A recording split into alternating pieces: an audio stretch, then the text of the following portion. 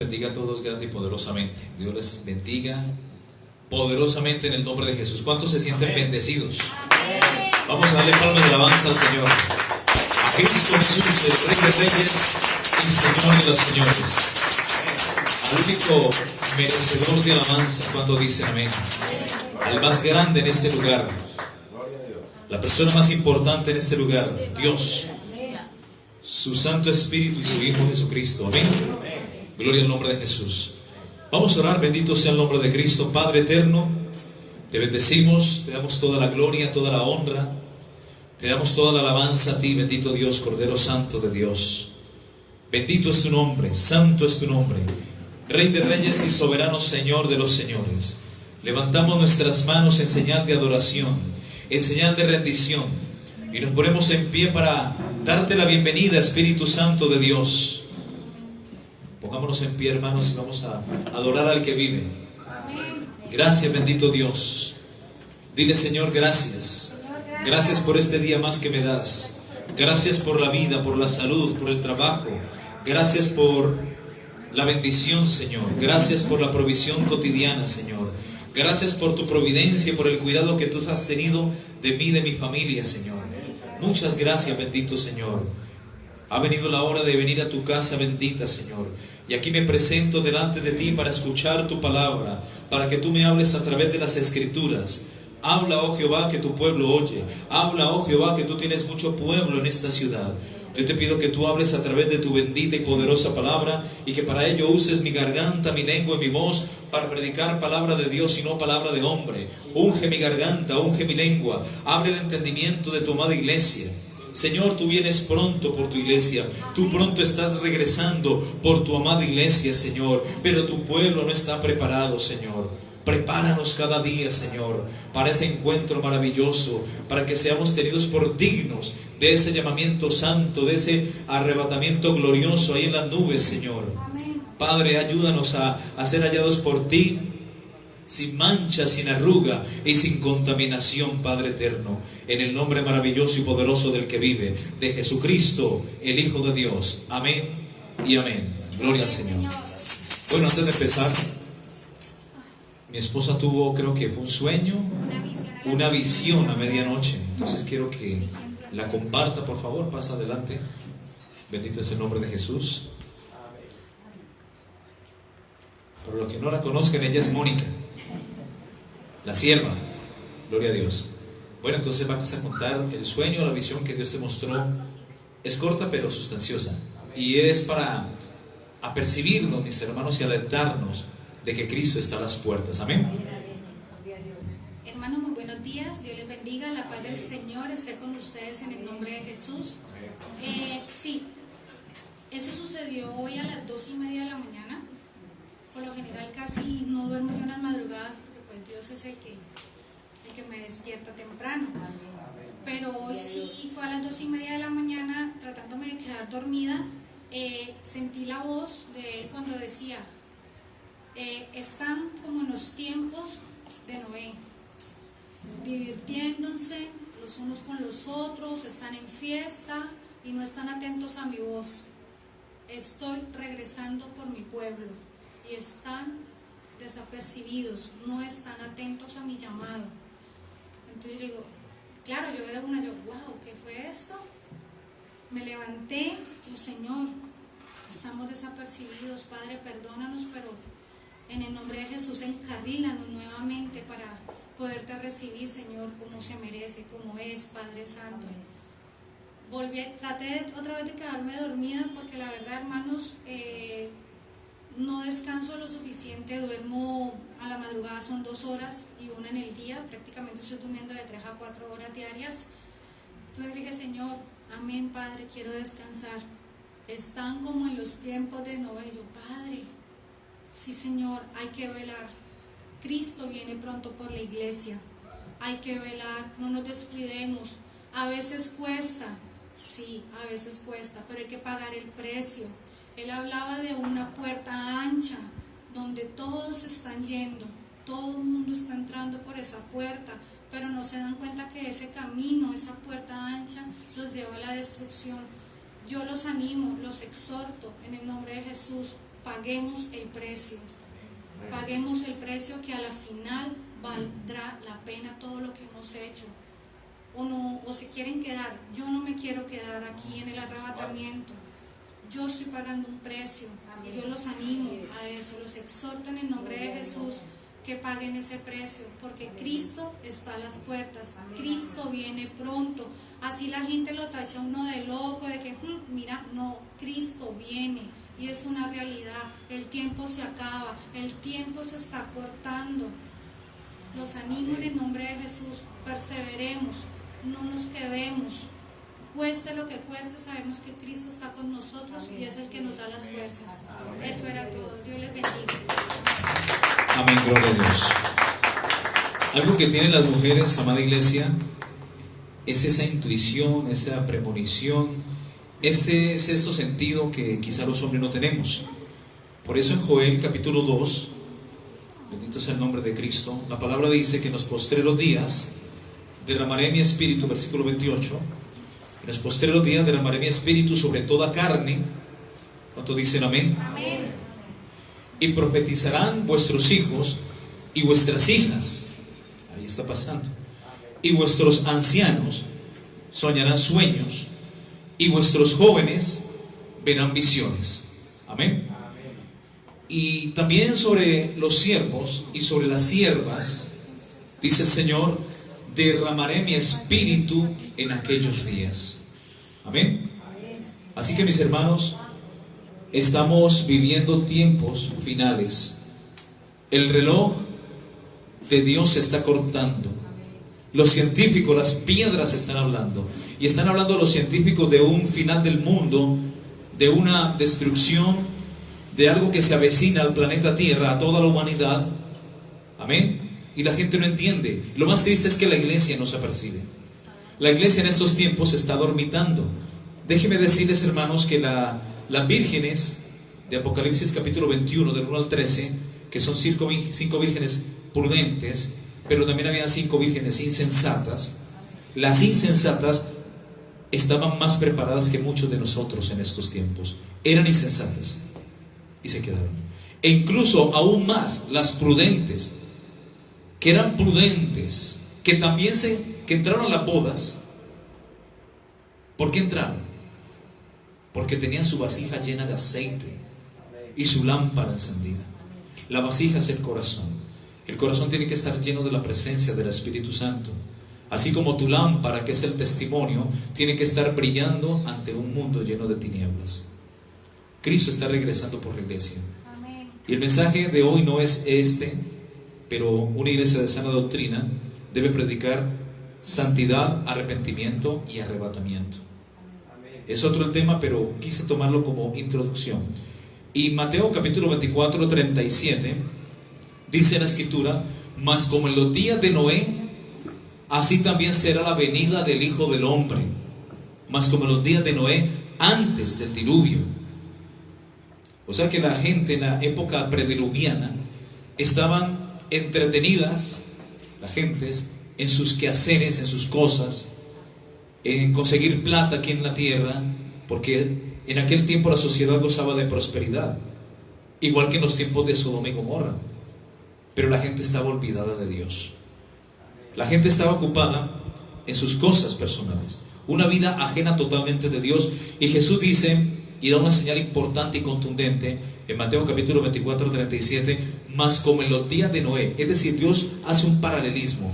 Jesús, el Hijo de Dios, hace un paralelismo y compara los tiempos prediluvianos, cómo era la sociedad de ese tiempo, y compara con nuestros tiempos actuales.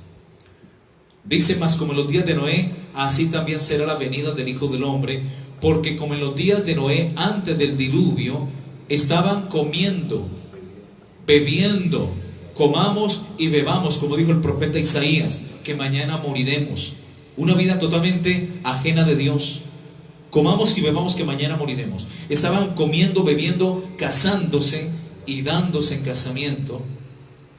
¿Y qué dice la escritura? Y no entendieron.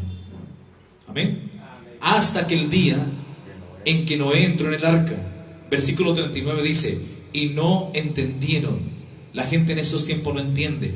Pero todas las señales que están ocurriendo a lo ancho y largo del mundo entero, déjenme decirles que son para nosotros, para el pueblo de Dios, para la iglesia, para que estemos atentos, para que velemos, para que oremos, para que no dejemos de asistir a la iglesia, no dejemos de congregarnos, no dejemos de orar, de ayunar y de velar. Velad, como dice Jesús en Lucas 21:36, velad y orad para que seáis tenidos por dignos de escapar de todas las cosas que vendrán sobre el mundo entero y estar en pie delante del Hijo del Hombre. Estamos viviendo, iglesia, tiempos finales. Vemos el incremento de la maldad, el incremento de la actividad sísmica, actividad volcánica, el incremento de la apostasía, la maldad en el mundo, guerras, rumores de guerras, pestes, pestilencias, enfermedades, terrorismo, terror en el mundo entero, tantas cosas, mis hermanos. Y lo más triste es el enfriamiento por causa de la apostasía del mismo pueblo de Dios. Es tiempo, mis hermanos, de volver a consagrarnos, y que esto, mis hermanos, no es un juego. Los que se queden luego del arrebatamiento lo van a lamentar, porque tuvieron la oportunidad, entre tanto estaban presentes aquí en la tierra, en ese tiempo de la gracia, de consagrarse, de congregarse, de venir a la iglesia, de pagar el precio, y no lo hicieron. Por eso la gente está entretenida en otras cosas, menos en lo que es eterno. Amén. Bendito sea el nombre de Jesús. Ahora sí vamos al tema. Bendito sea el nombre de Jesús. Hoy vamos a tratar, hermano, la segunda parte del mensaje que hablamos la semana anterior acerca de ¿eres fuente o estanque? Amén. ¿Cuántos estuvieron el domingo? Amén. ¿O cuántos han escuchado la enseñanza, así sea por Facebook? Amén. Gloria a Dios. Bueno, ese tema fue realmente para movernos, mis hermanos, y preocuparnos. Si somos un estanque o somos fuente, o si el río de Dios está fluyendo de forma continua, y lo que hemos recibido de Dios realmente, lo que hemos recibido de parte de Dios realmente está allí fluyendo y dando vida a otros, o está estancado. Amén. Dice el Señor en Jeremías 2:13, porque me dejaste a mí fuente de agua viva y cavaste para ti cisternas rotas que no retienen agua. Amén. Entonces a veces queremos hacer otras cosas y salirnos del río de Dios, y empezamos a acabar con las obras de nuestras manos, cosas que nos alejan de Dios, que no están mal, pero que no es lo que Dios ha mandado y lo que realmente va a permanecer para siempre. Hay que sembrar en el Espíritu. El Espíritu, la verdad, está dispuesto, dice la Escritura en Juan 6, pero la carne es débil. Hay que pagar por eso el precio. Hay que doblegar la carne. Amén. Entonces, mis hermanos, recordando en el estudio anterior, hablamos en Juan capítulo 5, versículo 1, que había un estanque llamado Betesda, ¿verdad? ¿Recuerdan? El estanque de Betesda. Y en la entrada de este estanque habían 5 pórticos o 5 entradas, que prácticamente es el tema de hoy que vamos a tratar. O sea, ir al templo, que quedaba cuesta arriba, implicaba sacrificio, implicaba madrugar más, pagar el precio, estar temprano en el templo para recibir la bendición de Jehová. Implicaba quizás caminar. Por ejemplo, ¿cuántos conocen Siloé aquí? Amén. Ok, es un barrio aquí en la ciudad de Cali que queda cuesta arriba, como en la cordillera, ¿no? Como en la cima, por allá en una montaña, y allá vive mucha gente, y la gente tiene que subir, y la gente ya coge pierna porque tiene que pagar el precio, subiendo, pero la tienda baja y tiene que volver a subir. Entonces imaginémonos aquí, más o menos estamos a ¿cuántos kilómetros de Siloé? Unos 3, más o menos 4 kilómetros, por ahí aproximadamente. Entonces en esa misma distancia quedaba Israel y quedaba el templo, como decir allá en la estrella en Siloé, allá arriba en el templo. Y los judíos cada día, bien madrugados por la mañana, tenían que subir, madrugar, levantarse temprano, me imagino que se iban en ayuno, adorar, y empezaban a subir. Aparte de la caminata que se pegaban de aquí, era la subida cuesta arriba para ir a adorar. Pero a mitad del camino, cuesta arriba, había un estanque llamado Betesda. ¿Ya? Habían 5 entradas, o sea, tú elegías por cuál de entrada ingresar al estanque. Entonces la gente floja, o la gente enferma, o la gente que tenía impedimentos físicos, que no podía ir al templo a adorar, pero que requerían una necesidad física, resolver esa necesidad, ellos se dirigían a la izquierda, a la derecha, y se desviaban por cualquiera de los pórticos al estanque Betesda. Un estanque que sugiere aguas estancadas, aguas quietas, no hay vida. Pero por el amor y la misericordia de Dios, por eso se llama Betesda, porque era un estanque, un lugar de misericordia, de compasión de parte de Dios, porque alrededor del pozo, del estanque de Betesda, habían muchos paralíticos, cojos, mancos, ciegos, en fin. Y dijimos que los mancos son los que han perdido algo de ellos, han perdido quizás el amor, el deseo de buscar de Dios, de congregarse, han perdido quizás dones espirituales, han perdido el amor, el gozo, la paciencia, la bondad, la fe. Habían también cojos, las personas que no hacen la obra, personas que hacen a media la obra de Dios, no caminan bien delante de Dios, tampoco hay delante de ellos hay santidad ni compromiso. Hablamos que habían también ciegos, gente que han perdido la visión del reino, han perdido gozo, dones espirituales, han perdido el llamado y el norte espiritual. Pero también yacía una gran multitud de paralíticos, gente imposibilitada, gente que estaba quieta, estaba estancada físicamente, pero hablemos del campo espiritual también. Y por eso ya no hacían la obra, se habían apartado de Dios, porque ya no se congregan, dejaron simplemente de ir a la iglesia, y por esta razón Dios no los puede usar. Ya no oran, ya no leen la Biblia, ya no se congregan, no dan porque no tienen cómo dar, pero tampoco tienen porque no dan. Amén. Entonces, mis hermanos, era algo importante este estanque de Betesda, porque las personas lisiadas, cojas y enfermas, como no podían subir al templo, se desviaban a la derecha e iban al estanque de Betesda. Y allí había un paralítico. En Juan capítulo 5, 1 dice: después de estas cosas había una fiesta de los judíos y subió Jesús a Jerusalén. ¿Qué dice? Subió Jesús a Jerusalén, porque el templo quedaba ¿dónde? Cuesta arriba. Y hay en Jerusalén, cerca de la puerta de las ovejas, un estanque llamado en hebreo Betesda, que significa puerta de misericordia, el cual tenía 5 pórticos o 5 entradas. Eso es lo que vamos a enfocarnos hoy en la enseñanza. En estos yacía una gran multitud de enfermos, ciegos, cojos, paralíticos, que esperaban el movimiento del agua, porque un ángel descendía de vez en cuando, de tiempo en tiempo, al estanque y agitaba las aguas, y el primero que descendía al estanque después del movimiento del agua quedaba sano de cualquier azote o de cualquier enfermedad que tuviese. Cuando Jesús vio a este hombre, lo vio acostado, tendido en el piso, y supo que aquel hombre llevaba allí mucho tiempo. ¿Cuánto tiempo llevaba? 38 años ahí tendido. Quizás él vio la sanidad de muchos, pero no le había llegado el tiempo hasta que Jesús, el Hijo de Dios, el Nazareno, se le hizo al lado y le pregunta: ¿quieres ser salvo? Imagínate lo que le pregunta. Amén. ¿Quieres ser sano? Salvo no sano. Señor, responde aquel paralítico, responde a Jesús: no tengo quien me meta en el estanque cuando se agita el agua. Entre tanto que el ángel desciende y agita las aguas, yo quiero meterme, pero no he tenido la oportunidad. Entre tanto que yo voy, otro se me adelanta, va primero que yo y desciende y es sanado, y yo quedo en las mismas. Jesús le dice: levántate, toma tu lecho y anda.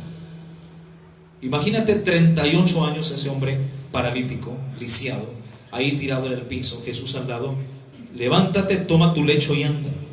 Era un día sábado, un día de reposo, y en día de reposo nadie podía hacer algo, nadie podía incluso sanar. Pero como Jesús es el Señor del reposo, el Señor del día de reposo, Él quebranta el mandamiento humano, porque Él es el Señor del reposo, y dice: levántate, toma tu lecho y anda. Imagínate que el tullido paralítico empezó a descoyuntarse. No fue que levantó de una, sino como el proceso, ¿no? Empezó como a enderezarse, a enderezar sus extremidades, sus manos, sus pies, todo, hasta que estuvo en pie. Amén. Y al instante aquel hombre fue sanado y tomó su lecho y anduvo, y era día de reposo aquel día. Entonces los judíos dijeron a aquel que había sido sanado: es día de reposo, no te es lícito llevar tu lecho. Él le respondió: el que me sanó, él mismo me dijo: toma tu lecho y anda. Entonces le preguntaron: ¿quién es el que te dijo toma tu lecho y anda? Y el que había sido sanado no sabía quién fuese, pues Jesús se había apartado de la gente que estaba en aquel lugar. Después le halló Jesús en el templo. O sea que pudo finalmente aquel hombre tullido, por primera vez después de 38 años, subir cuesta arriba e ir al templo a adorar, a darle gracias a Dios por su sanidad. Amén. Así como tú vas a la iglesia a darle gracias a Dios por tu vida, por tu salvación. Amén. Aquel hombre después de 38 años va y sube al templo a adorar, y ahí estaba Jesús. Amén. Amén. Y le dijo: mira, has sido sanado, le dice Jesús. Porque Jesús le halla en el templo y le dice: mira, has sido sanado, no peques más para que no te venga otra cosa peor o alguna otra cosa peor. El hombre se fue y dio aviso a los judíos que Jesús era el que le había sanado, y por esta causa los judíos buscaban a Jesús, lo perseguían y procuraban matarle, porque hacía estas cosas en día de reposo. No era permitido, pero Jesús, siendo el Señor del día de reposo, quebrantó el día, porque Él es el Señor, el dueño. Amén. A ver, los judíos buscan un día para guardar, un día para reposar, pero Jesús dice: venid a mí los que estéis cargados y trabajados, y yo os haré descansar. Jesús fue a los judíos no fueron a Él, pero Jesús hace otro pueblo que es la iglesia, y somos nosotros los gentiles. Y nosotros no buscamos un día para reposar, buscamos un Salvador, al Señor del día. Amén. Así que cuando nacemos de nuevo, venimos a Cristo, nosotros entramos en un reposo espiritual. Nosotros no necesitamos un día físico para reposar, como hace el adventista o como hace por ley el judío, porque eso es un mandamiento para ellos, no para nosotros. Nosotros, al venir a Cristo, porque Jesús dice: venid a mí los que estéis cargados y trabajados, y yo os haré descansar. Y aprended de mí, que soy manso y humilde de corazón, y hallaréis ¿qué? Descanso para vuestras almas.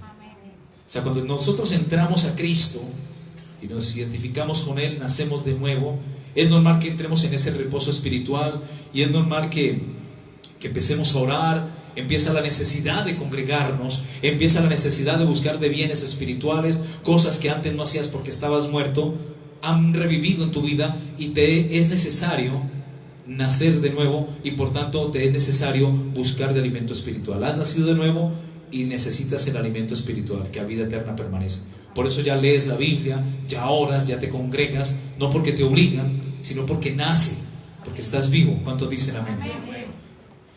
Entonces, por esta causa los judíos, porque sanó a aquel hombre en día de reposo, lo perseguían, buscaban matarle, porque sanó a este hombre en día de reposo. Jesús le responde a los judíos: mi Padre hasta ahora trabaja, porque lo sanó, lo liberó de esa cautividad de 38 años, y él dice: pues yo también trabajo. Por eso los judíos aún más procuraban matarle, porque no solamente quebrantaba el día de reposo, sino que se hacía también igual a Dios, y decía que Dios era su Padre, haciéndose igual a Dios. Amén.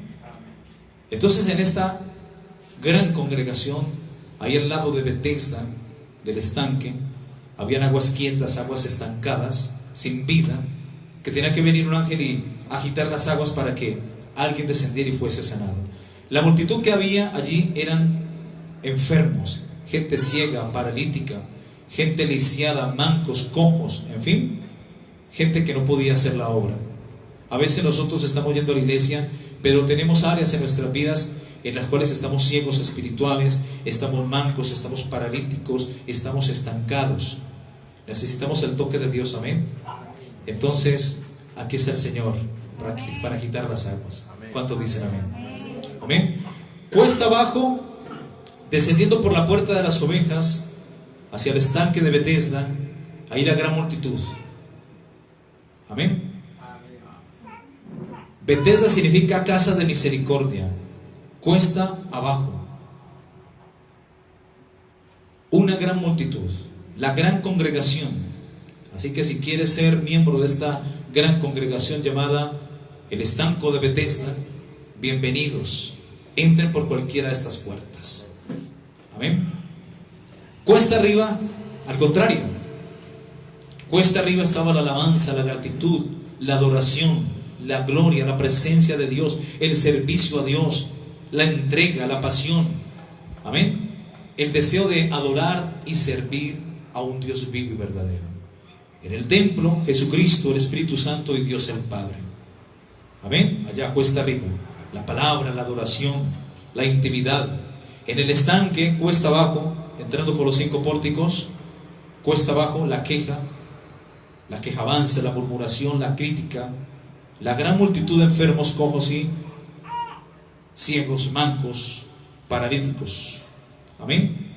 En el estanque el ángel, en el templo Jesucristo. Vamos a ver qué podemos entender por la primera puerta. Vamos a hablar de los 5 pórticos o las 5 entradas al templo.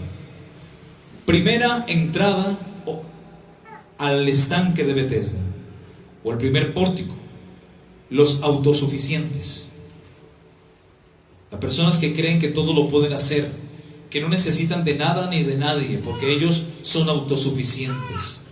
La autosuficiencia es un término utilizado para describir a una persona o institución que no necesita de las demás otras personas para funcionar, ya que le basta con todo lo que ella misma entrega y posee, pudiendo utilizarlo en diferentes ámbitos.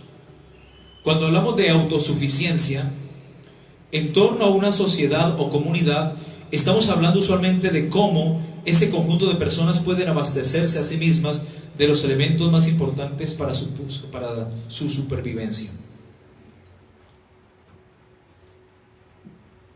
El concepto de autosuficiencia es un concepto muy amplio que hace referencia al acto mediante el cual una persona o una comunidad o una sociedad puede abastecerse por sí misma para satisfacer sus necesidades básicas y las más importantes que necesiten.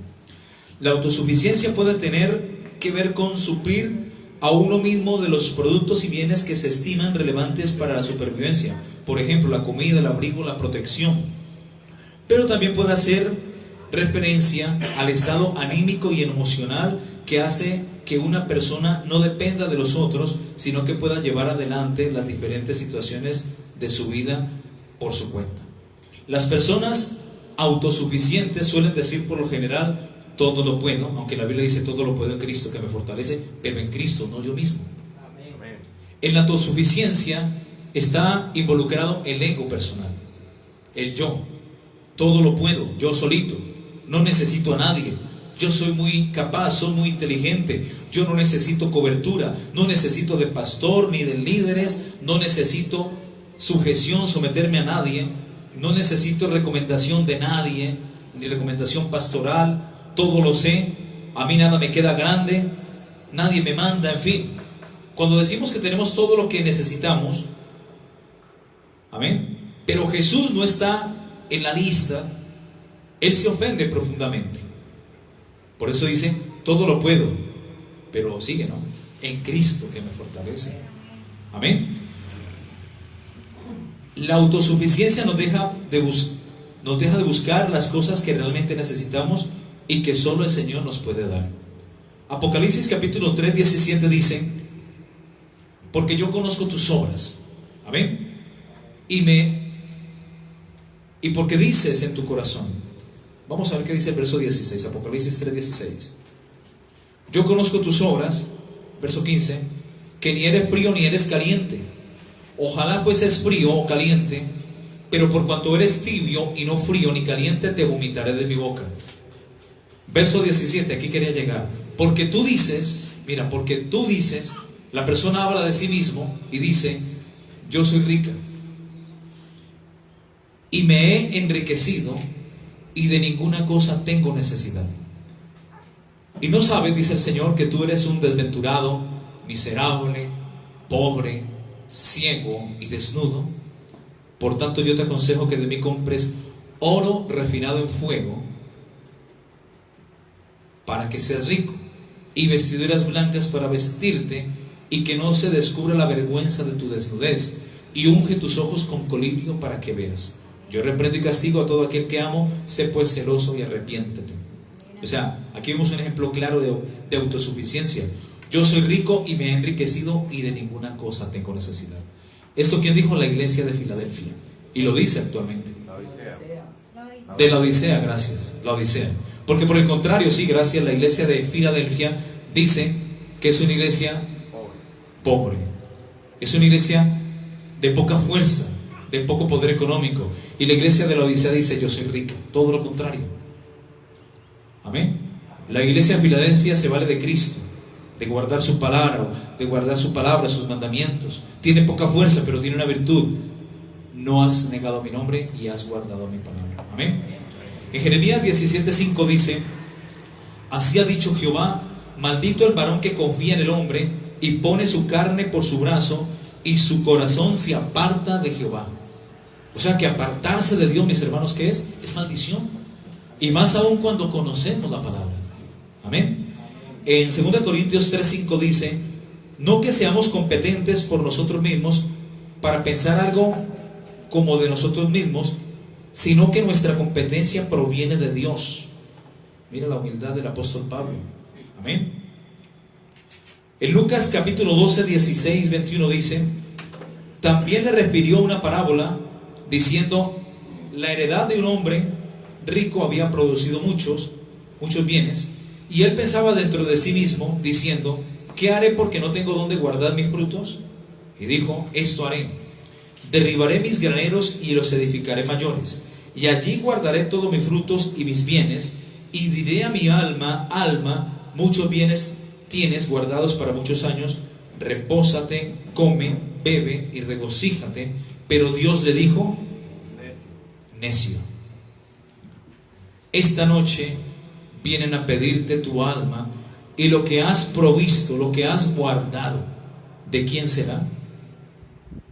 Así es todo aquel que hace para sí tesoro, pero no es rico para con Dios. Amén. Jesús dijo en Juan 15:5: yo soy la vid, vosotros los pámpanos.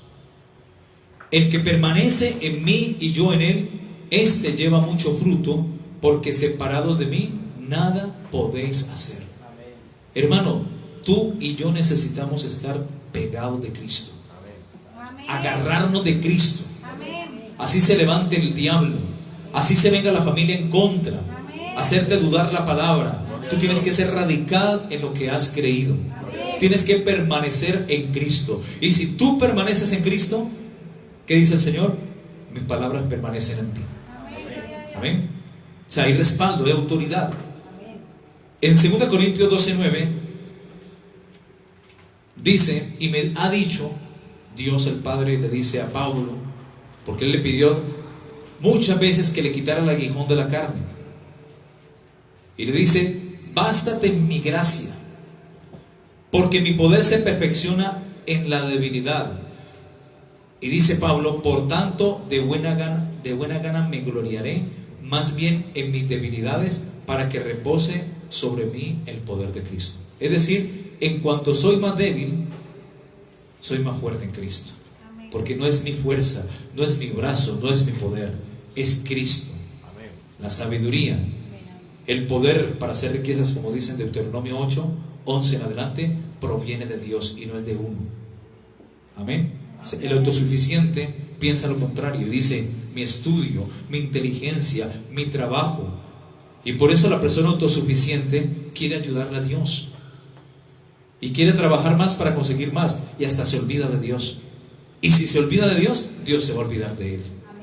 Así de sencillo. En Lucas capítulo 9:23, Lucas 9:23, Jesús decía a todos: si alguno quiere venir en pos de mí, niéguese a sí mismo.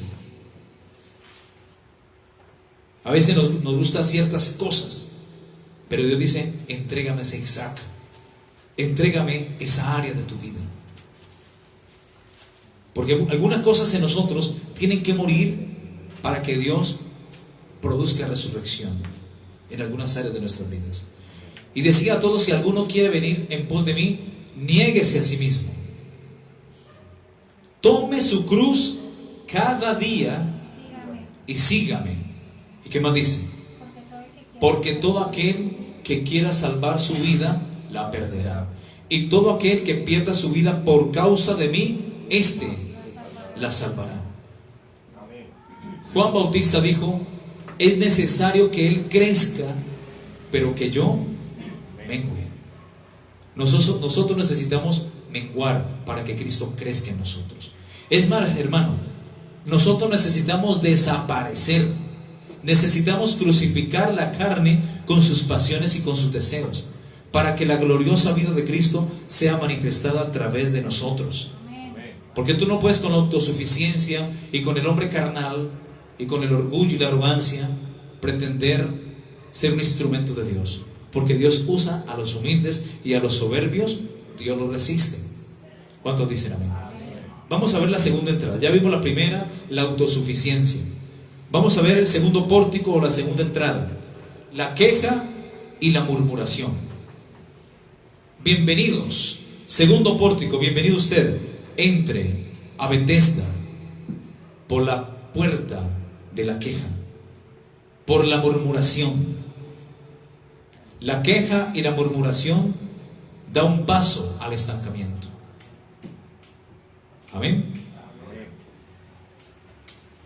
Bien, imaginemos el hombre paralítico. Señor, pobrecito yo, llevo 38 años paralizado y no tengo quien me introduzca en el estanque.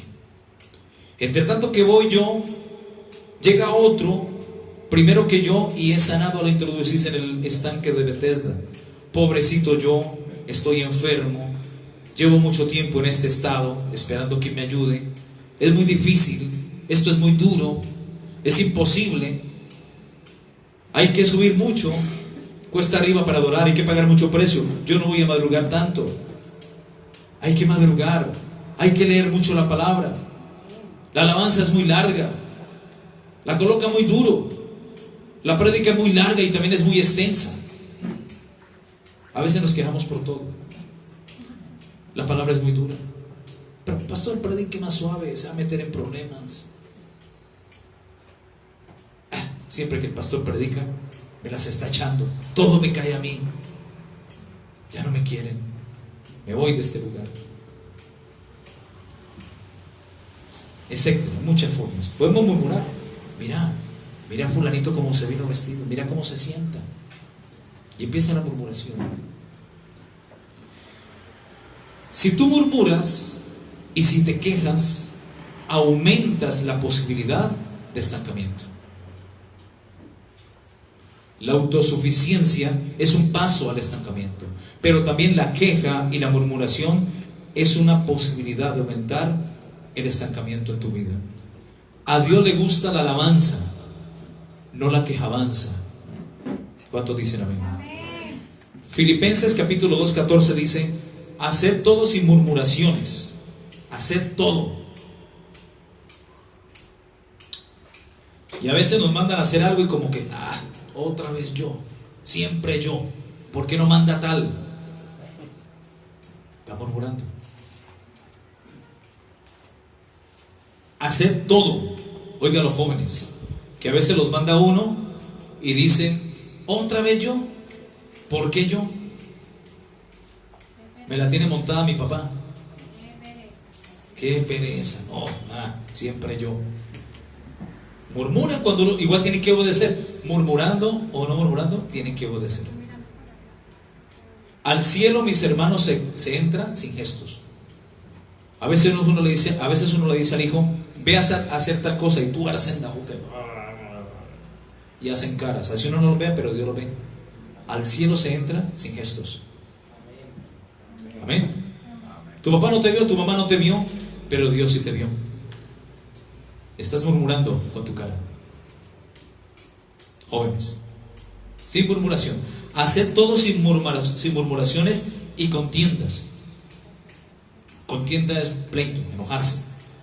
Para que seáis irreprensibles y sencillos, hijos de Dios sin mancha, en medio de una generación maligna y perversa, en medio de la cual resplandecéis como luminares en el mundo. Dios nos manda a hacer luz en el mundo. Amén, gloria a Dios. Y aún la palabra dice para los jóvenes en Efesios: hijos, Obedecer a vuestros padres en algunas cosas. Vamos a Efesios capítulo 5 o 6.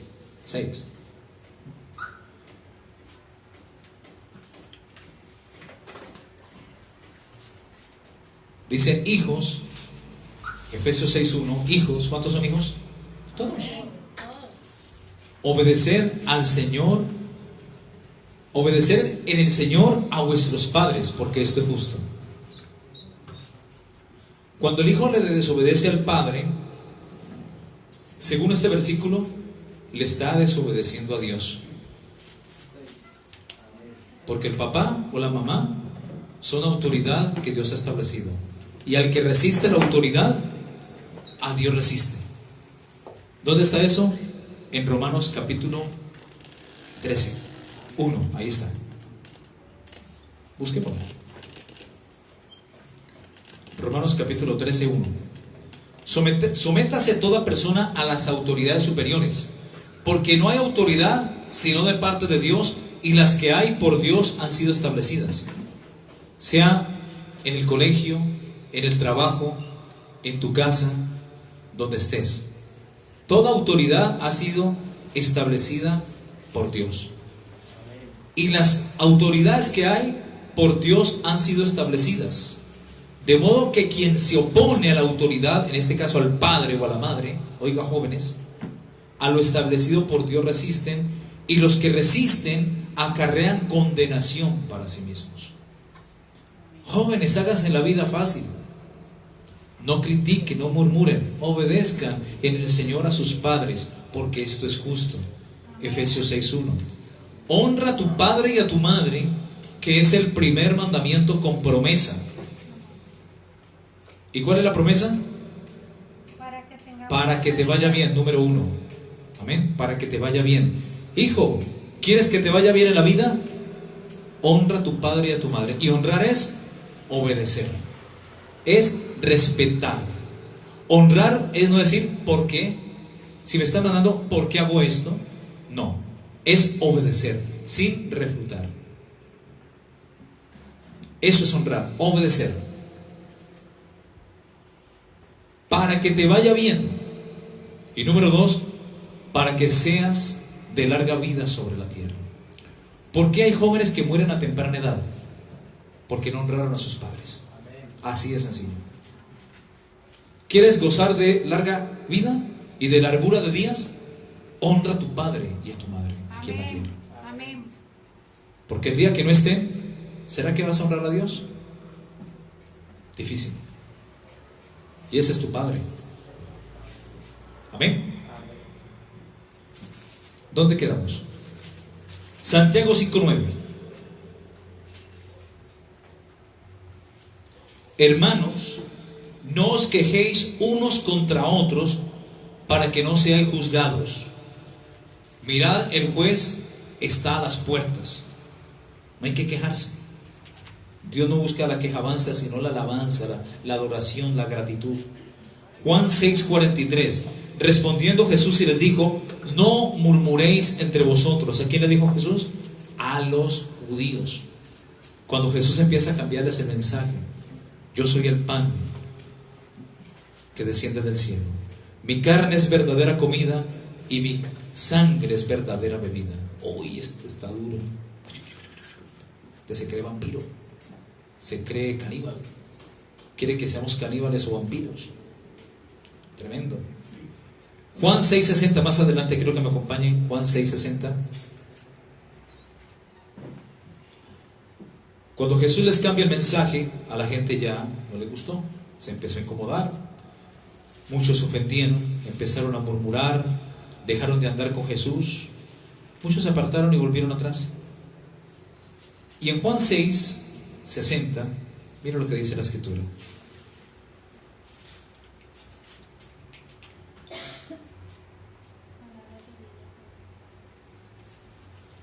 Aquí estoy, ya. Al oírlas, muchos de sus discípulos dijeron: dura es esta palabra, ¿quién la puede oír? ¿Y qué dice la Biblia? Repréndelo duramente, para que sean sanos en la fe. Tito capítulo 1:13. La reprensión es sana. La reprensión te ayuda a caminar en santidad y en rectitud delante de Dios.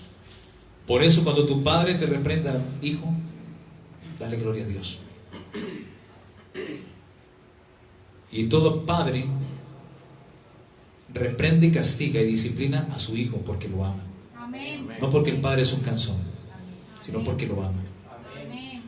Al oírlas, muchos de sus discípulos dijeron: dura es esta palabra, ¿quién la puede oír? Sabiendo Jesús en sí mismo que sus discípulos murmuraban de esto, les dijo: ¿esto os ofende?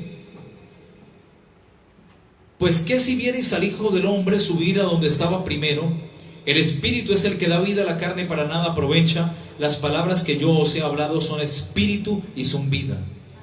Pero hay algunos de vosotros, dice la Escritura, que no creen, porque Jesús sabía desde el principio quiénes no creían y quién le habría de entregar.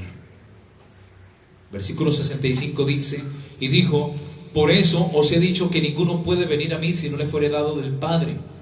Desde entonces, versículo 66, apúntelo. Desde entonces muchos de sus discípulos volvieron atrás y ya no andaban con él. Dijo también Jesús a los 12, después de que se fueron todos los que habían creído en él y le seguían, porque eran grandes multitudes que seguían a Jesús, pero por los milagros, por los peces y por los panes, por la multiplicación, igual que hoy. Las iglesias se llenan es porque predican lo que la gente quiere escuchar, no lo que Dios quiere hablarle al pueblo. Por eso ellos son del mundo y las cosas del mundo hablan, hablando de los pastores. Vosotros sois de Dios. El que es de Dios, las palabras de Dios oye. Por eso vosotros no sois de Dios, porque las palabras de Dios no queréis oír. Por eso muchos volvieron atrás. El que no es de Dios no resiste la palabra y se va. El que es de Dios se queda para que la palabra lo forme. ¿Cuántos dicen amén? Amén. Así sea la reprensión dura. Apunten la cita, 1 de Juan, capítulo 4, versículo 5. Hasta el 6. Hijito, vosotros sois de Dios y los habéis vencido, porque mayor es el que está en vosotros que el que está en el mundo. Verso 5. Ellos son del mundo, por eso hablan del mundo. Por eso tú ves que la doctrina de la prosperidad habla de prosperidad y economía, de que serás campeón. No hablan del infierno, no hablan de la condenación ni del juicio. Hablan de que todo está chévere, todo está bien. Si pecas no se pierde la salvación, en fin. Ellos son del mundo, por eso hablan cosas del mundo y el mundo los oye. Nosotros somos de Dios. El que conoce a Dios, esto es lo importante, el que conoce a Dios. ¿Cómo conoces a Dios? A través de su bendita palabra. Amén. El que conoce a Dios, dice, nos oye. Amén. Amén. El que no es de Dios, simplemente no nos oye. Vaya a hablarle a un testigo de Jehová, ¿qué pasa? Como no es de Dios, se va a ir. En esto conocemos el espíritu de verdad y el espíritu de error. Amén. Amén. Gloria a Dios.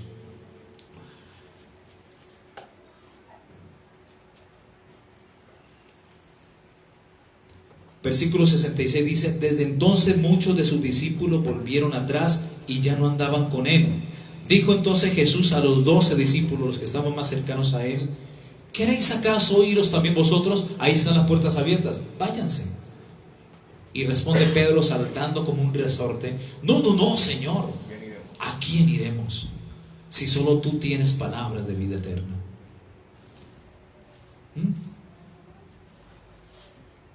Si se ofenden, ahí está la católica. Pero es que no hablan lo mismo. Ahí no hay palabra. Es la repetidera de la repetidera. La misma. Lo mismo. Ya hasta una de las misas, yo personalmente me las sabía hasta de memoria. Amén. Amén. Hay que buscar algo nuevo. La palabra es nueva cada día, mis hermanos. Y donde está la palabra, hay vida, hay libertad. Amén. ¿Cuántos dicen amén? Amén. Ya vosotros estáis limpios, dice el Señor en Juan capítulo 15:3, por la palabra que os he hablado. Amén. Cuando tú pasas tiempo escuchando la palabra de Dios, la palabra te limpia, la palabra te transforma, la palabra te muda en otra persona. La gente va a decir: yo quiero tener lo que esa persona tiene. ¿Y eso es qué? Cristo. Amén. Por eso es importante congregarse, porque cuando tú vienes a la casa de Dios, te impregnas de ese ambiente espiritual. Amén. Te llenas del Espíritu de Dios. Amén. ¿Cuántos dicen amén? Dar un aplauso al Señor.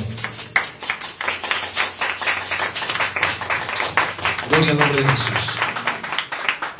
Primera de Corintios 10:10 dice: no murmuréis como algunos de ellos murmuraron y fueron destruidos por el destructor. Mis hermanos, ¿qué le pasó a María cuando murmuró? Le dio lepra. Ella murmuró con su hermano Aarón acerca de Moisés a causa de la mujer cusita, una morena, una que tomó por esposa, que era cusita, africana, morenita. Y era hasta como medio racista la María. Y empezó: mira, se casó, mira, ella es negrita. Y lo hicieron ahí en el templo. Moisés no estaba ahí presente, pero dice: y lo oyó Jehová. La murmuración no es de Dios. Cuando te hablen mal de un hermano, o que te hablen mal de tu pastor, dile: yo no soy basurero espiritual para que me eches tus mofas, tus habladurías, tus cosas. Vamos, el testigo de 2 o 3, que conste toda palabra, y vamos ante el pastor o ante el hermanito o la hermanita. Amén. Amén. Eso murmurar no es de Dios. No lo permitas en tu vida espiritual, porque eso es un paso al estancamiento. Por eso hay gente estancada, hay gente que no progresa espiritualmente, y pasan los años y es la misma persona ahí estancada. Están como la moneda perdida así dentro de la casa. Amén. Y se congregan, pero están perdidos por la murmuración. La tercera entrada o el tercer pórtico es la crítica. Hay gente, hermanos, que todo lo critica. Mira cómo vienes a la iglesia, cómo estás vestido. Te critican el peinado, tu forma de caminar, cómo te sentaste, la ropa que llevaste puesta, cómo estás de gordito, cómo estás de flaco, cómo estás de cachetón, de cachetona, cómo te peinaste. Mis hermanos, a la iglesia venimos es a adorar a Dios. Amén. Y de hecho, cuando estamos en alabanza, cerramos los ojos para mirar al Señor con los ojos espirituales. Olvídate de lo que está a tu alrededor. Amén. Uno a la iglesia va a adorar. La crítica puede ser destructiva. En Gálatas capítulo 5, versículo 15 dice: pero si os mordéis y os coméis unos a otros, mirad que también no os consumáis unos a otros con la crítica.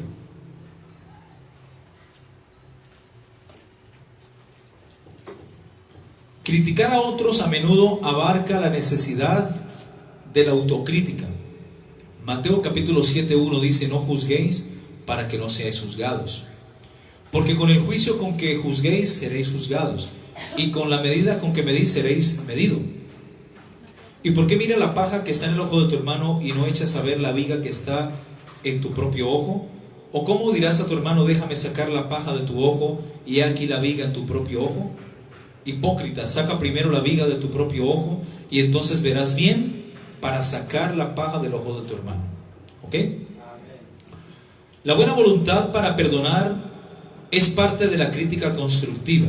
Está en la Biblia. En Lucas capítulo 17:3 dice: mirad por vosotros mismos, si tu hermano pecare contra ti, repréndele tú, y si se arrepiente, perdónale. Sea cuidadoso, hermano, en la crítica. Romanos capítulo 14:1 dice: recibid al débil en la fe, pero no para contender sobre opiniones. Los que critican también serán criticados. Lucas capítulo 6:37. Lo acabamos de leer en la versión de Mateo 7, del 1 al 5. No juzguéis y no seréis juzgados. No condenéis y no seréis condenados. Perdonad y seréis perdonados. Dad y se os dará medida buena, apretada, remecida, rebosando darán en vuestro regazo. y rebosando darán en vuestro regazo, porque con la medida con que medís os volverán a medir. Los cristianos aprenderán sabiamente de la crítica constructiva.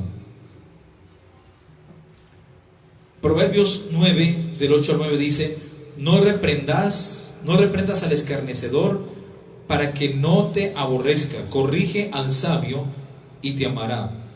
Da al sabio y será más sabio, enseña al justo y aumentará su saber. La mejor protección contra la crítica es una conciencia clara. Primera de Pedro 3:16 dice: teniendo buena conciencia, para que lo que murmuren de vosotros como malhechores sean avergonzados los que calumnian vuestra conducta en Cristo. ¿Cuántos dicen amén? Vamos a la cuarta entrada, ya casi terminamos. Cuarta entrada o cuarto pórtico, la falta de perdón. Este sí es importante. Hermanos, hay que perdonar. El perdón es de Dios. Y el perdón cubre multitud de faltas. Si tú eres una persona nacida de nuevo y no has perdonado, ¿cómo te va a perdonar Dios si tú no perdonas primero? Así de sencillo. Por eso en Mateo capítulo 6:11 el Señor dice: y perdónanos nuestras deudas o nuestros pecados, como también nosotros perdonamos a nuestros deudores o a los que nos ofenden. Y no nos metas en tentación, aunque Dios no tenta a nadie ni Él es tentado por nadie, sino que la gente se atrae del pecado y la tentación por su misma concupiscencia. Y no nos metas en tentación, mas líbranos del mal, porque tuyo es el reino y el poder y la gloria por todos los siglos de los siglos. Amén. Porque si perdonáis a los hombres sus ofensas, os perdonará también a vosotros vuestro Padre Celestial. Mira que Dios es condicional. Porque si perdonáis a los hombres sus ofensas, os perdonará también a vosotros vuestro Padre Celestial.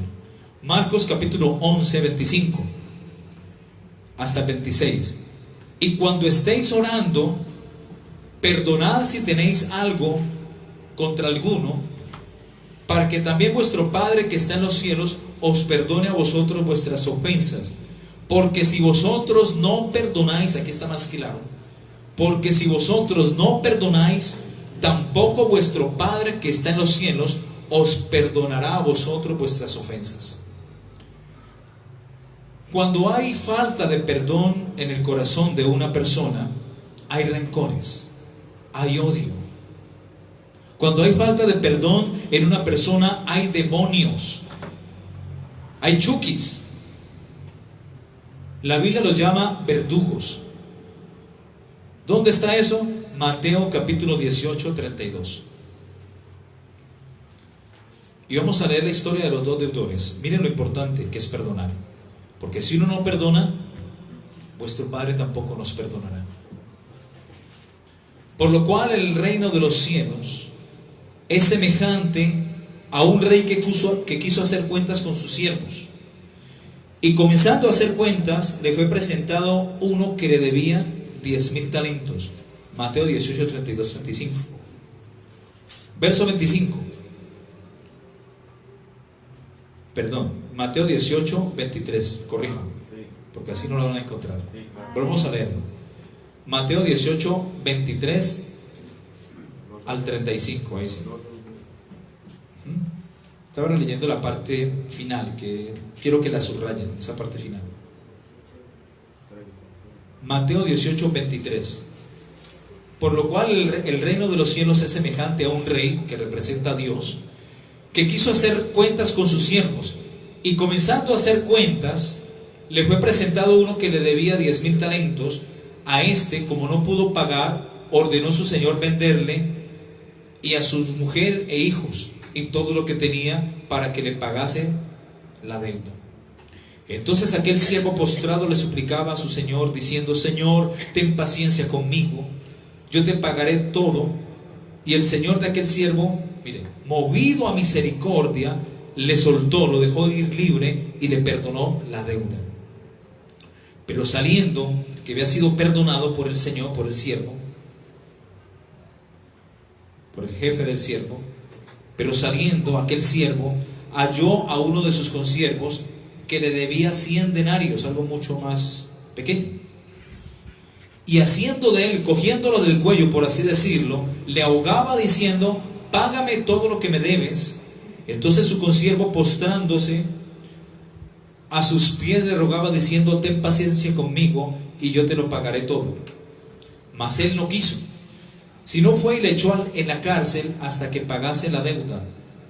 Aquí quería llegar. Viendo sus consiervos lo que pasaba, se entristecieron mucho y fueron y refirieron a su señor todo lo que había pasado.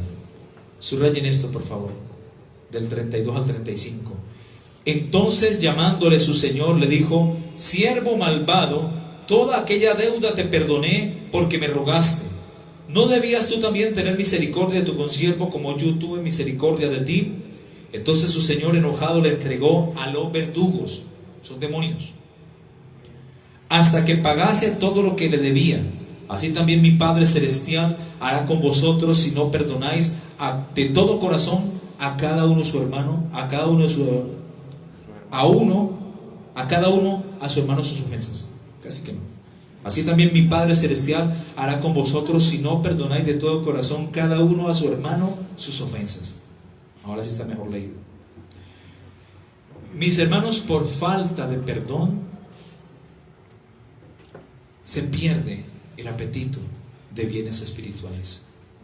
Por falta de perdón en el corazón del hombre se pierde la necesidad de buscar de Dios, de leer su palabra, de alimentarse de la palabra de Dios. El Salmo capítulo 102:4 dice: mi corazón está herido. ¿Cómo está el corazón? Herido. Y como está el corazón herido, seco como la hierba, porque hay muchos cristianos secos, como momias secas, como huesos secos, como la hierba, secos. Mi corazón está herido y se secó como la hierba. Por lo cual me olvido de comer mi pan. O sea que cuando la gente no perdona, el corazón se seca como la hierba. Se coloca hasta duro y hasta se le olvida comer de lo alto. Colosenses capítulo 3, 12, 13 dice: vestidos pues como escogidos de Dios, santos y amados, de entrañable misericordia, de benignidad y de humildad, de mansedumbre, de paciencia, soportándonos unos a otros, perdonándoos unos a otros, si alguno tuviere queja contra otro, de la manera que Cristo os perdonó, así también hacedlo vosotros. Mira, acá también lo dice Pablo a la iglesia de Colosas. Ahí en la iglesia de Colosas está diciendo: de la manera que Cristo os perdonó, así también hacedlo vosotros. Hermanos, por falta de perdón, déjeme decirle que hay enfermos por falta de perdón. Por falta de perdón, porque el perdón es un asunto espiritual, es un mandato dado por Jesús. Y por falta de perdón hay repercusiones somáticas en el cuerpo. Por eso vemos tanta gente que padece reumatismo, artritis, problemas cardíacos, estrés y hasta cáncer.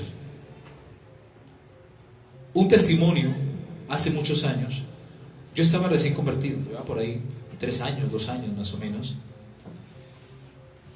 Había una señora que iba frecuentemente a la iglesia, cristiana, aparentemente nacida de nuevo. Y una vez hubo un congreso evangelístico y hubo campaña de milagros y sanidades y bueno, en fin. Entonces la señora pasó adelante y todos los enfermos Jesús los sanó. Dios utilizó al ministro y todos los enfermos que pasaron fueron sanados. Pero cuando llega el ministro a orar por aquella mujer que estaba enferma, llevaba como 10 años enferma de un cáncer, entonces le dice, él iba a poner la mano sobre ella y el Espíritu Santo le dice: no las impongas, ella no ha perdonado. Y claro, uno como ministro sabe que si no hay perdón, ¿qué hay? Hay demonios. Y por eso esa señora padecía esa enfermedad. Enferma. Él le dijo: ve y perdona a quien te hizo daño. Resulta que a ella desde pequeña la habían violado, habían abusado de ella sexualmente y era muy pequeña. Y esa persona ya había muerto y ella nunca la perdonó. Finalmente ella, ahí internamente en su corazón, dobló sus rodillas, se arrepintió y por fin entendió que como Señor tú me perdonaste a mí todas mis faltas, mis errores, mis deudas, y yo le he perdonado a aquella persona que ya no está, pero quiero perdonarla de todo mi corazón. Y lloró y la perdonó. Y al poco tiempo llegó a la iglesia y de una forma milagrosa esta mujer empezó a sanar. Los médicos quedaron aterrados. Le hicieron la biopsia o los exámenes que les hacen y limpia. Jesús ahí sí pudo sanarlo. Así que hay enfermedades por falta de perdón. Así que perdonemos, el perdón es de Dios. Si no has perdonado, vas rumbo al estancamiento. Y por eso hay mucha gente estancada en la iglesia. Hay mucha gente ciega, paralítica, muda, mancos, cojos, en fin, por falta de perdón. Entonces la primera puerta que estudiamos fue la autosuficiencia. 5 pórticos. La segunda, la queja y la murmuración, ahí junticas. La tercera, la crítica. 4, la cuarta puerta o cuarto pórtico, la falta de perdón. Y vamos a la quinta, la última. La quinta entrada o quinto pórtico al estancamiento o al estanque de Betesda. ¿Sabe cuál es? La soberbia, el orgullo. Bienvenidos al estancamiento los orgullosos, los altivos de rostro, los orgullosos.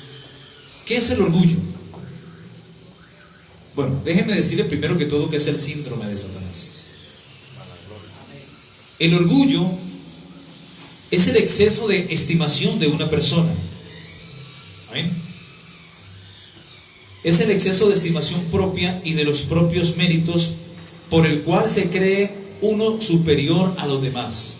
Orgullo también es arrogancia, soberbia, egocentrismo, vanidad, exceso de estimación propia. Orgullo es satisfacción personal de que se experimenta por algo propio o relativo a uno mismo y que se considera muy valioso. Orgulloso es aquel individuo que tiene un alto concepto de sí mismo y confía en todo lo que hace porque tiene la certeza de que puede hacer todo lo puede hacer bien y de que no hay nadie mejor que él. Amén. Desde el punto de vista negativo, porque también hay un orgullo que, por ejemplo, si mi hijo entró a la universidad y se graduó, uno se siente como orgulloso, pero eso es un orgullo positivo. Hasta ahí está bien. Se siente uno como halagado, como honrado por el logro que hizo el hijo. Eso es un orgullo normal. Pero el orgullo negativo es el orgullo propio que puede conducir a la arrogancia, a la altivez, a no escuchar o minimizar el aporte de las demás personas. O sea, aquí vale lo que digo yo, lo demás no. Ese es orgullo. Se caracteriza este orgullo porque el orgulloso siempre pasa primero, habla primero, se ubica primero tratando de hacer ver y decir lo que tiene que decir porque cree que es lo mejor. Lo demás no es valioso, no importa. Del mismo modo, el orgulloso se siente irreprensible y no confía en nadie más que en él mismo. Es el que tiene la familia perfecta, los hijos perfectos, el que nunca se equivoca, el que tiene el mejor auto, la mejor casa, el que estudia en la mejor universidad. Amén. El que tiene el mejor cónyuge, el que tiene el mejor trabajo y el sueldo más alto. El orgulloso no acepta el aporte de los demás, descarta cualquier sugerencia solo porque no se le ocurrió a él. El orgullo, como dijimos, es el síndrome de Satanás. El orgullo hizo que Satanás fuese expulsado del huerto de Edén, allá en el tercer cielo. Isaías capítulo 14, versículo 12-15 dice: como caíste del cielo, oh lucero hijo de la mañana, cortado fuiste por tierra, tú que debilitabas a las naciones. Miren lo que decía Satanás en su corazón. Tú que decías en tu corazón: subiré a lo alto. Ese fue el pensamiento de Satanás. O sea, al trono de Dios, a lo más alto. Tú que decías en tu corazón: subiré al cielo, en lo alto, junto a las estrellas de Dios, es decir, junto a los demás ángeles de Dios. Levantaré mi trono, y en el monte del testimonio, es decir, en el trono de Dios, me sentaré a los lados del norte, o sea que el cielo está en el norte. Sobre las alturas de las nubes subiré y seré semejante al Altísimo. Ese fue el pensamiento de Satanás. Mas tú, dice el Señor, derribado eres hasta el Seol, hasta el infierno, a los lados del abismo. Mis hermanos, el espíritu de orgullo viene desde que Satanás, el diablo, pecó y su corazón se enalteció en contra de Dios. Fue el orgullo lo que lo llevó a la caída y destrucción. Se encontró en él el pecado de iniquidad y orgullo, y por esta razón Dios lo derribó de los cielos. En Lucas capítulo 10, 18, Jesús dijo: yo veía a Satanás caer del cielo como un rayo. El rayo simboliza la caída de Satanás. Él cayó como un rayo. Imagínate cuando hay una tempestad y llueve y hay tormenta, cae el rayo de una. Así fue, de insofacto. Listo, no sé, suena más duro, pero lo que me da la boca para hacer, ¿verdad? Pero así, mis hermanos, de una. Y Jesús estaba en el cielo con el Padre y dice: yo veía a Satanás caer del cielo como un rayo. Ahí fue la caída eminente de Satanás. ¿Por qué? Por el orgullo. Ezequiel capítulo 28, 17, apunta en la cita que es importante. El profeta Ezequiel lo describe como: se enalteció tu corazón. O sea, el orgullo está en el corazón. Estuvo en el corazón de Satanás, el diablo, pero también hay orgullo en el corazón del hombre. Del hombre que no ha doblegado su carne ante Dios. Se enalteció tu corazón a causa de tu hermosura. Satanás, antes de llamarse Satanás, serpiente antiguo o diablo o adversario, se llamaba Luz Bella o Luz Bel, o lucero hijo de la mañana. Era un ángel de luz. De hecho, los Illuminati creen que Lucifer es un ángel de luz. Los luciferianos, para ellos Satanás es un ángel de luz. Fue un ángel de luz, ya no es. Porque espanto serás y para siempre dejarás de ser.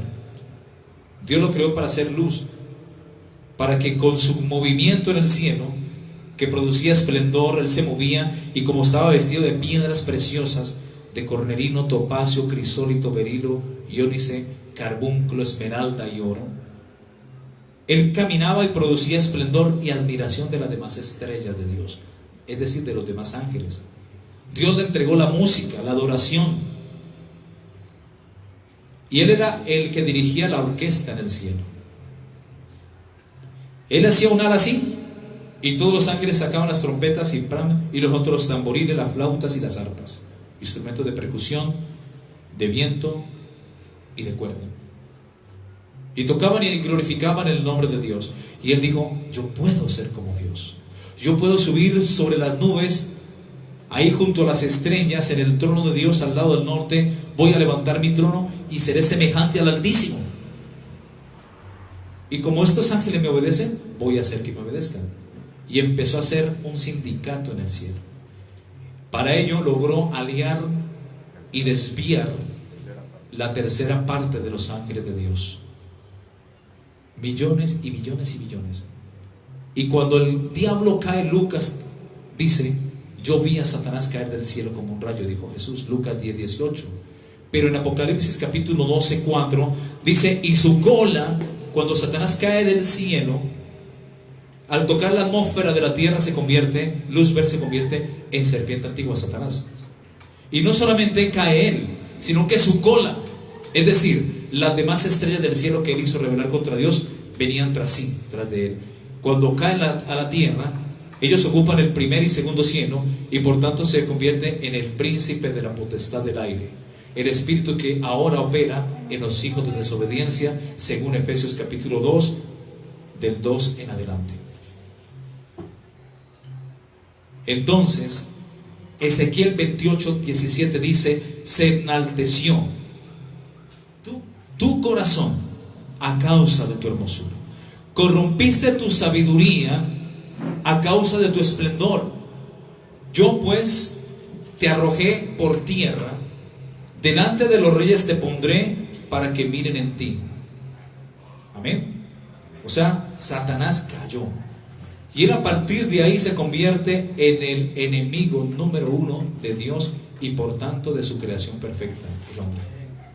Porque nosotros fuimos creados a la imagen de Dios y a la semejanza. Él fue solamente y será un ángel, caído hoy, pero de ahí no pasará. Y Dios ha dado autoridad a los hijos de Dios sobre Satanás, principados, potestades, gobernadores de las tinieblas y huestes espirituales y demonios. Dios nos ha dado la autoridad. He aquí os doy potestad, poder y autoridad de hollar, de pisotear, de aplastar serpientes, escorpiones y sobre toda fuerza del enemigo, y nada os dañará. Lucas 10:19. Amén. Desde entonces, mis hermanos, desde aquel día, de alguna manera cada uno de nosotros ha sido controlado o influenciado por el espíritu de orgullo. Unos de mayor grado que otros. Uno de los efectos que provoca la acción de ese espíritu es la ceguera mental y espiritual. Es la arrogancia. La palabra de Dios llama espíritu de Leviatán, rey de los soberbios, al orgullo. Una de las características del anticristo, el hombre de pecado, el hijo de perdición, porque el hijo hereda lo de su padre, ¿verdad? Y Daniel capítulo 8:23 dice que para aquellos tiempos finales se levantará un rey altivo de rostro. O sea, una de las características que va a tener el anticristo en los tiempos finales, luego del arrebatamiento de la iglesia, es que va a ser un hombre altivo de rostro. Dice: y al fin del reinado de estos, cuando los transgresores lleguen al colmo de la apostasía que se está viviendo en estos tiempos, ya cuando la iglesia sea arrebatada y descienda el reino de las tinieblas a la tierra, allí entonces el diablo levantará a su hijo, al anticristo, y se levantará un rey altivo de rostro y entendido en enigmas, es decir, en ocultismo, en magia. Ese va a ser el anticristo. O sea, si eres orgulloso o hay orgullo en tu corazón, pídele perdón a Dios y que saque eso de tu corazón. Amén. Dobla rodillas: Señor, yo no quiero el síndrome del diablo en mi vida. Yo no quiero a Leviatán en mi vida, porque la palabra Leviatán significa rey de los soberbios. Leviatán significa rey sobre los hijos de orgullo. Cuando una persona es controlada o influenciada por el espíritu de orgullo o Leviatán, representa tres características principales. Primero, la terquedad. La persona que es orgullosa es terca por naturaleza. Número 2, duro de cerviz o duro de corazón. Y número 3, altivo de rostro. Ese es el orgulloso. Para la foto posan así. Altivo de rostro. ¿Ah? Y caminan así. Un pavo real. Como un pavo real. Todo el mundo lo mira así, como por debajo. Tú, ven acá.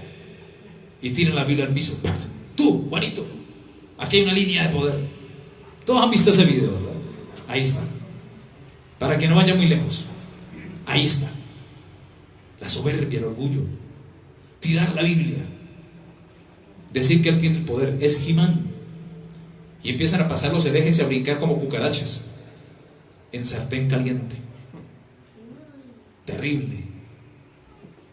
como lagartijas ahí o ranas ahí en sartén caliente, a brincar y a convulsionar ahí.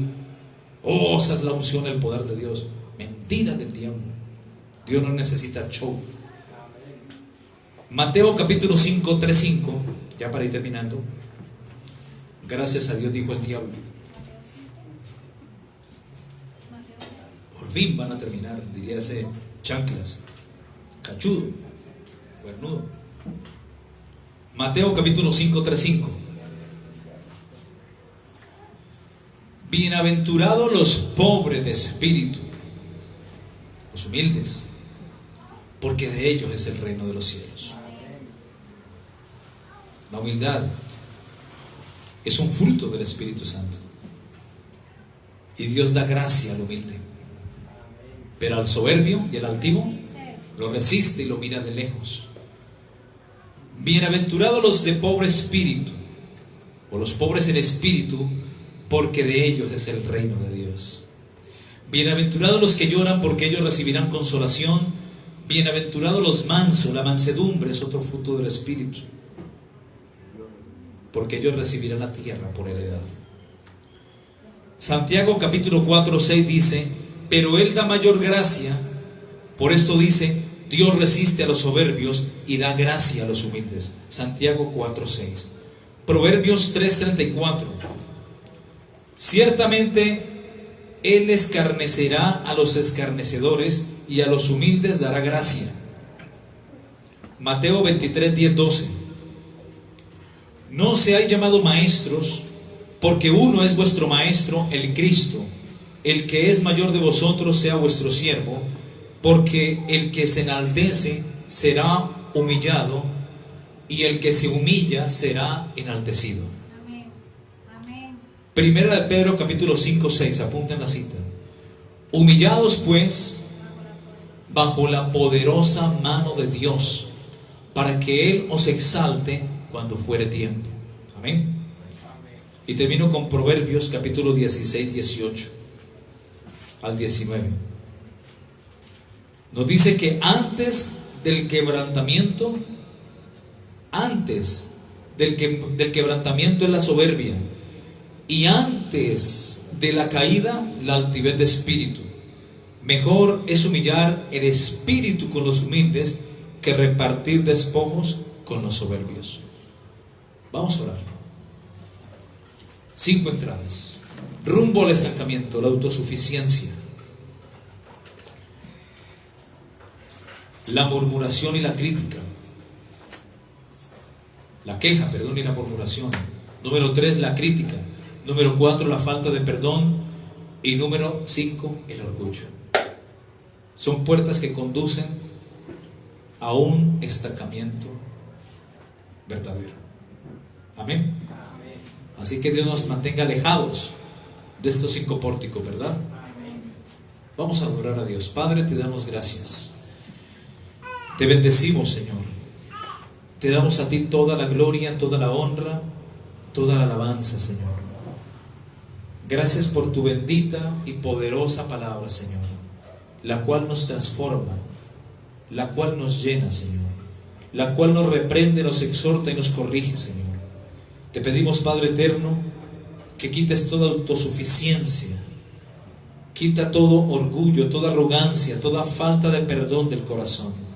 Quita, Padre eterno, de nuestro corazón toda queja, toda crítica, toda murmuración, todo lo que sea pie para el estancamiento, Señor. Todo lo que nos esté conduciendo a un estancamiento, Señor, quítalo de nuestros corazones.